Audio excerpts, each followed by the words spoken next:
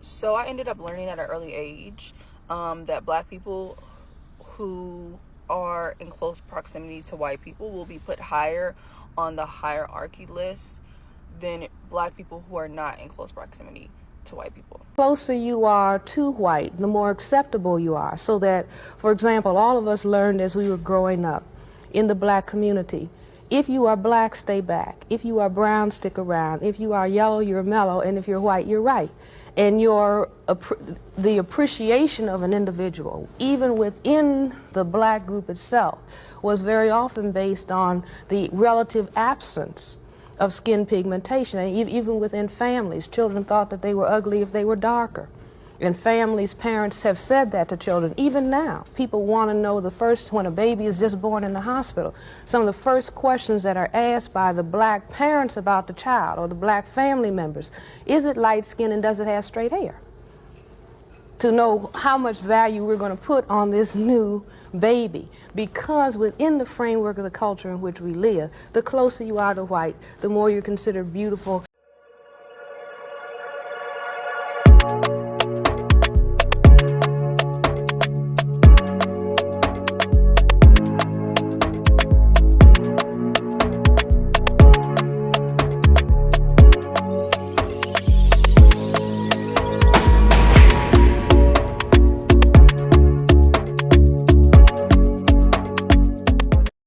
Hierarchies, hierarchies, hierarchies. The black community, they love them some hierarchies, don't they? And it's a real problem. And let me tell you why. I remember going to this one church, and in the Exoticals, we are not a monolith. We come in many different colors, we come in different phenotypes, hair textures, and whatnot have you. According to this invisible hierarchy that we have in the black community, if you're at the very tippy top, you more than likely have the same phenotype as like a Mariah Carey, where you are white passing, right?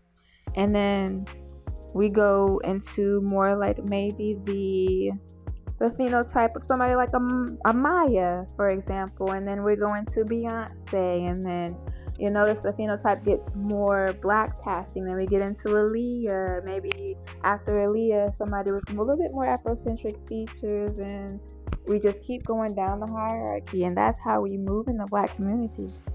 And I noticed this is probably one of those brown paper bag things where everybody does it in their heads. It's like a known hierarchy. I remember going to this one church, and then there was this girl. I was friends with her. We was cool and everything. And she was somebody who had the same phenotype as Amaya, right? So she's more mixed. She looks like mixed, like Tyler, like that mixed looking girl. Like you don't see the black features as much, but you can tell she's black, like mixed looking, right? But then there's some Exoticals who, I'm monoracially black. I have like 10% South Asian blood in me that shows. But I mostly black phenotype, black passing, right? I'm a black passing Exotical. And so there's a hierarchy where she's supposed to be above me in the hierarchy, right? And I guess because I was still bagging guys more than her, it was a problem. Being attractive is attractive, you know what I'm saying? But because we have this hierarchy and whatnot, the more higher up you are, the more prettier you're supposed to be, right? But the thing about me is I've always been attractive. I've always been able to attract guys. Even to the point where I used to feel guilty about that because the guys would talk to me a lot of the times and not the other girls in certain environments. And it's like, because I know how other females are. Women are extremely competitive around men. And, I didn't want none of that energy. I did want girlfriends. I was young at the time. This was before I realized that I'm better off by myself with no girlfriends.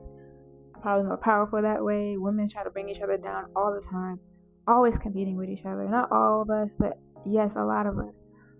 A lot of women compete with each other, secretly or whatever.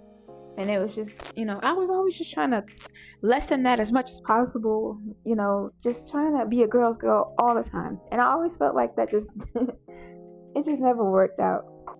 But in my opinion, and I say this all the time, I believe black passing exoticals get the most hate because it's already a thing where black women in general aren't supposed to be beautiful.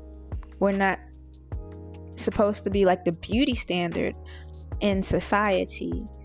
The more white you look, the more you fit the beauty standard, correct? So the more black passing you look. But if you're black passing and attractive, if you're more attractive than the beauty standard woman, she's gonna have a problem with that if she's not secure in herself, because she's supposed to be the beauty standard. If you're the one getting all the attention, the one she's assuming supposed to be at the bottom of the hierarchy or lower than her, and I've seen this on dating shows like Pop the Balloon and stuff like that, where the woman who maybe is dark skinned or something gets more attention than the one who's maybe a little lighter than her with looser textured hair, or whatever the case may be, right? But because we have this hierarchy belief system, we believe that and it's not everybody, but we believe that if the more white passing, the more you fit the beauty standard, you're supposed to be the most attractive one in the room, right? But that doesn't always work. The exceptions don't always make the rule, right? So there's been so many situations because I'm black passing, but I am a very attractive woman to a lot of guys. They like the way I look. I get a lot of compliments about my eyes the most from men.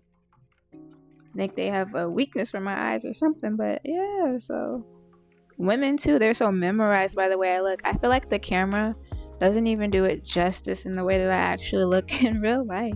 I think that goes for everybody though.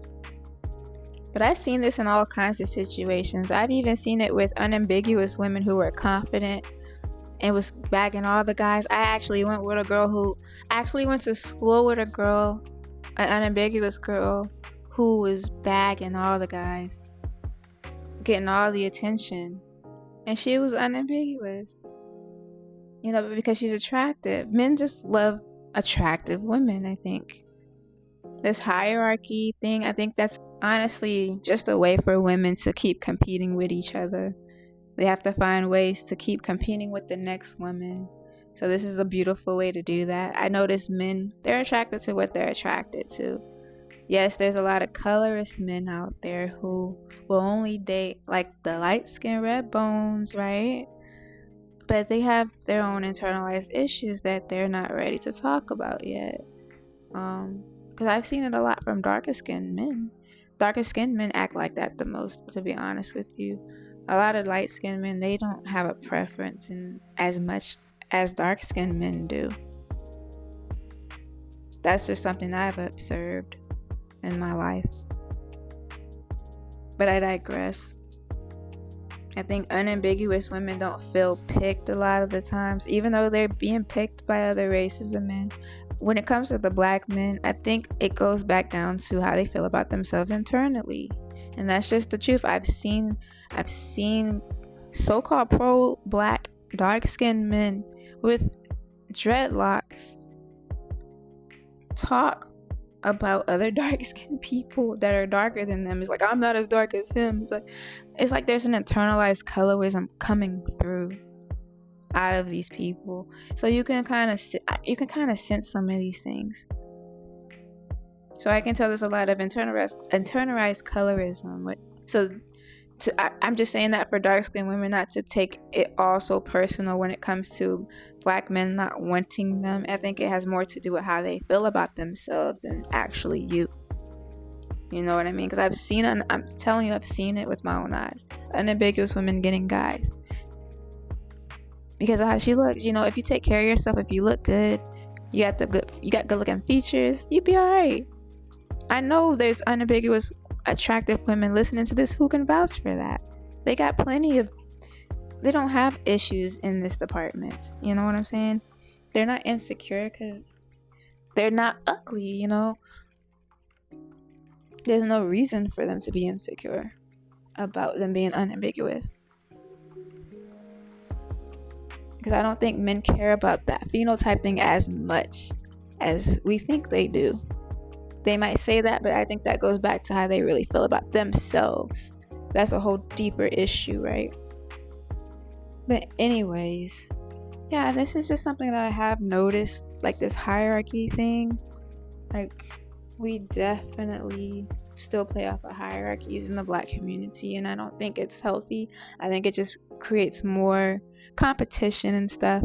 The men don't do it like that with their phenotypes in the same way, but because they'll talk shit about each other, light-skinned or dark-skinned men, you know.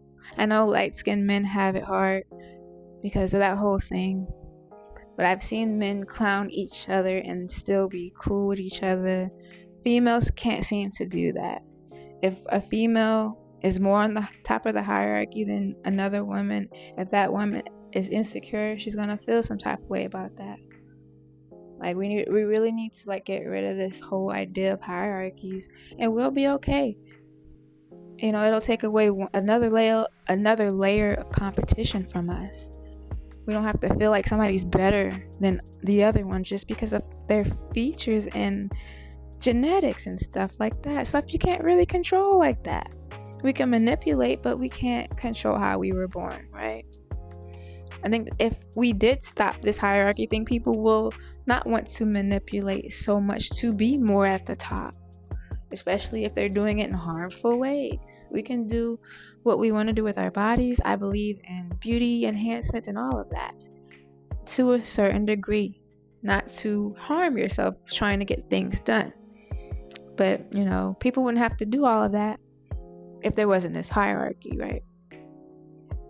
So I don't believe we should base our beauty standards off of this so-called hierarchy system, which is white at the top, white is right, brown stick around, and whatever they say. And I don't think we should do that anymore. I just don't think we should do that. We are all beautiful. We are all unique. We are a monolith. You know what I'm saying? As us Exoticals, we created this community where we can appreciate each other's phenotypes, and we're all different. We're all different. We know we're Black. Other people don't want us to. We know we're Black, but other people be like, y'all know y'all Black, right? Duh. Of course we're Black. We're Black and proud too. You know what I'm saying? Exotical just means you benefit from an ism. That's it. Featureism, colorism, or texturism, 2 of the 3 or 3 of the 3. That makes you an exotical. An exotical is an experience that you have as a Black person. That's not like the unambiguous experience. It's 2 completely different experiences that you walk through in this world as an unambiguous Black woman and as an exotical Black woman. There just is. The way people treat you from birth is different. The way you grow up is different. So that's why we have the term exotical, so we can understand it. Trust me when I say that this entire community has helped me to understand who I am and why I felt so different, but I'm still Black. This whole community has helped me literally find myself, so I'm just so thankful for that. But yeah, y'all, let me know what y'all think about this video. And I'll talk to y'all next time. Thank you for listening.